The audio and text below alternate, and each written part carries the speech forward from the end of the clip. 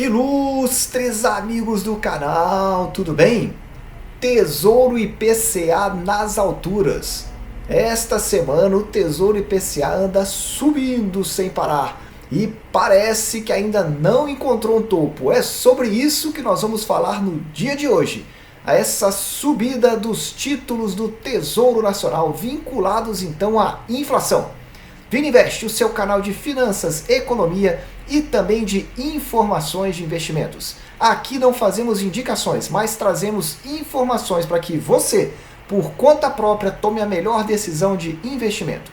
Sem enrolação, vamos olhar agora, no dia de hoje, que o vídeo é gravado 6 de maio, no finalzinho do dia, estamos aqui olhando as taxas do Tesouro Direto. E o que a gente observa aqui, a semana que começou, no dia 3, a taxa começou aqui em 7,90 em relação ao Tesouro pré-fixado.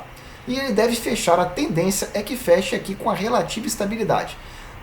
Fechou em 7,78 no dia 30 e como as taxas estão caindo, pode ser que se aproxime desse valor. Ainda está mais alta, que no dia 3 fechou em 7,90. Tivemos uma alta considerável aqui no dia 30, a última sexta-feira para o dia 3. Vamos ver agora o Tesouro pré-fixado 2026. O pré-fixado, então, 2026, muito semelhante, uma alta muito expressiva na segunda-feira, pulando para 8,46, mas agora está se aproximando, então. Se fechar amanhã em queda, com certeza, então, voltará para essa taxa próxima da semana, próximo da estabilidade. Mas é importante você observar também no médio prazo. Aqui nós estamos olhando para 30 dias. Veja que para 30 dias a taxa caiu. Se a gente começa a abrir um pouco mais no médio prazo, já verificamos que a taxa não caiu tanto.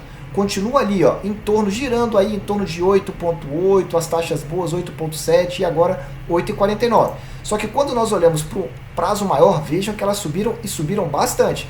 Estão para estabilizar ali algo em torno de 8,3. Mas nós queremos mostrar mesmo nesse vídeo de hoje é sobre o IPCA 2026, 2035. Repare aqui o que está acontecendo com as taxas de curto prazo. No dia 30, a taxa fechou em 3,39. Depois ela subiu para 3,48. E assim ela foi subindo, já está em 3,51. Então veja, de 3,39 para 3,51. É um aumento bem considerável para um título considerado de curto prazo, que é o IPCA 2026. Reparem nessa subida então, 3,39 para 3,51, 12 pontos. Vamos olhar agora o Tesouro, então, IPCA 2035. Estamos olhando o Tesouro IPCA principal. E aqui a subida foi maior. Veja, quanto maior o prazo, os investidores estão considerando um risco maior. E aí a taxa está subindo. Então, veja, começou em 4,01 e está fechando em 4,21. Ou seja, 20 pontos bases de aumento em uma semana. É um aumento considerável. E veja aqui, ó, se nós colocarmos os últimos 90 dias, é a melhor taxa dos últimos 90 dias no IPCA 2035. Se nós colocarmos em um ano, vai ser quase uma das melhores taxas. Está aí disputando com outras taxas do Tesouro. Impressionante como essas taxas não estão caindo, em que pese aí uma relativa estabilidade aí do ponto de vista econômico. Vejam que essas taxas permanecem muito altas. E agora nós vamos falar então o que pode ser e qual é a possível justificativa disso, baseado então na ata do Copom, a ata que elevou a taxa de juros então do Brasil para 3,5%. Só que tem novidades nessa ata aí que podem explicar esse movimento. Antes disso, eu te convido, ajude o nosso canal, clique sobre o curtir, se esse canal está te ajudando, compartilhe também com seus amigos, para que eles também possam se manter bem informados e entender sobre investimentos razoáveis aqui no Tesouro Direto. Aqui a ata do Copom fala exatamente sobre isso. A elevação então para 3,5%, você já sabe, essa taxa agora no mês de maio subiu 0,75.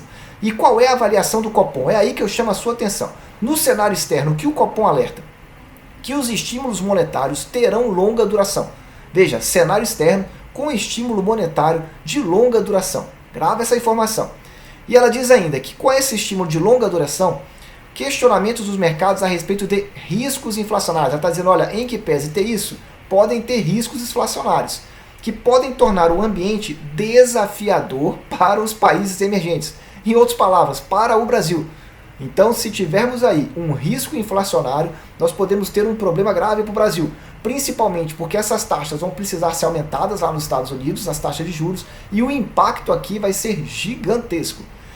Em relação então à atividade econômica, o que eles colocam? A segunda onda da pandemia parece estar maior do que antecipado, ou seja, está acima do que inicialmente estava prevista em termos então de vacinação. A incerteza sobre o ritmo de crescimento da economia ainda permanece acima da usual. O que o Copom está querendo dizer é a economia não está andando diante do que estava sendo previsto. E aí é que vem o detalhe, esse é o ponto que eu quero chamar a sua atenção. Se você estiver fazendo alguma coisa, pare, porque esse ponto da ata é muito importante. Aqui ele diz então, com exceção do petróleo, os preços internacionais das commodities continuam em elevação. E eu quero mostrar aqui para você num gráfico de duas commodities principais. Veja primeiro aqui, ó, essa aqui é o milho. Veja o gráfico do milho, não precisa ser nenhum gênio para poder entender. Veja que, por exemplo, ele saiu aqui de dia 27 de julho a quase R$50. E agora, olha onde está batendo, está no topo novamente. Veja, meus amigos, o tanto que subiu. E aqui nós podemos verificar também. A soja, olha como está semelhante ao milho. Se olharmos em julho, 873, agora está em 1.400 e pouco. Veja o crescimento. Então é essa explicação que ele está dizendo aqui. Os preços internacionais das commodities continuaram em elevação. Veja que importante essa informação aqui. Com impacto sobre a projeção de preços de alimentos e bens industriais. Então ele está dizendo o seguinte, em função das commodities serem cotadas em dólar e no mercado internacional, isso está fazendo então que aumente o preço dos alimentos e, consequentemente, aumenta a inflação no Brasil. Ele conclui então, a transição para patamares mais elevados de bandeira tarifária deve manter a inflação pressionada no curto prazo. O Copom não diz qual é o curto prazo, mas o que ele está traduzindo para você é a inflação não vai reduzir no curto prazo. Importante para você entender qual o investimento mais adequado para você no Tesouro Direto. As diversas medidas de inflação apresentaram-se no topo do intervalo compatível com o cumprimento da meta da inflação. No topo do intervalo. Ainda não chegamos, então, a respeito disso. As expectativas de inflação. Como é que o Copom está traduzindo isso pela pesquisa Focus? Você pode não gostar muito dela. Eu tenho até um vídeo no canal sobre ela, para que você possa se orientar. Mas veja, no curto prazo, em 2021 está sendo projetado 5%. Eu, particularmente, não confio muito nessa projeção para 2022. Um momento um pouco turbulento, um momento que pode ser complicado em função de eleições no Brasil. Mas veja, 5% em 2021. Essa é a previsão. E ele diz ainda que o relatório Focus prevê um dólar a 5,40 no final do ano. Aí ele diz aqui, ó, as projeções de inflação do Copom situam-se em 5,1% para 2021 e 3,4% para 2022. Esse cenário supõe a trajetória de juros que se eleva para 5,5%. Então você já sabe para quanto vai os juros esse ano com base nessa informação. A projeção é essa, 5,5% na taxa Selic este ano e 6,25% para 2022. Esse é o cenário que o Copom está traduzindo. Por fim, o processo de recuperação econômica dos efeitos da pandemia pode ser mais lento do que o estimado. Ele volta a reforçar então que a questão econômica está diretamente relacionada à questão da pandemia. E ele diz, novos prolongamentos das políticas fiscais de resposta à pandemia que piorem a trajetória fiscal do país, você já deve estar entendendo muito bem isso, ou seja, se o país não está arrecadando, ele não poderia, em tese, estar gastando mais do que arrecada. E o que ele está dizendo é isso, se a pandemia piorar, vai precisar dar dinheiro novamente, só que o país não está preparado para isso. E aí o que vai acontecer? A trajetória fiscal fica prejudicada. E ele diz, ou frustrações em relação à continuidade das reformas. Em outras palavras, se não tivermos reformas, também a situação vai piorar. E ele diz, e vai piorar em que jeito? Podem pressionar ainda mais o prêmio de risco. Traduzindo para você, o prêmio de risco é a taxa que você recebe, seja no seu tesouro pré-fixado, seja no seu tesouro IPCA. Prêmio de risco é, se aumentar o prêmio de risco, aumenta a taxa para você investidor. Claro, para você que ainda não entrou, para você que já comprou o título, a sua taxa já está acordada, já está contratada. Por fim, o comitê ressalta ainda que questionamentos sobre a continuidade das reformas e alterações de caráter permanente no processo de ajuste das contas públicas podem elevar a taxa de juros da economia. Ele volta a reforçar o ponto relativo então a reformas, para que não haja essa necessidade. E por fim ele traz essa informação então mais uma vez. Para a próxima reunião, o comitê antevê a continuação do processo de normalização parcial do estímulo monetário, com outro ajuste da mesma magnitude. O que ele quer dizer com isso? Se era 3,5 e aumentou agora 0,75, saiu de 2,75 para 3,5, vai ter a mesma magnitude, 0,75. Então a próxima Selic, no final do mês de julho, será então 4,25, se nada mudar.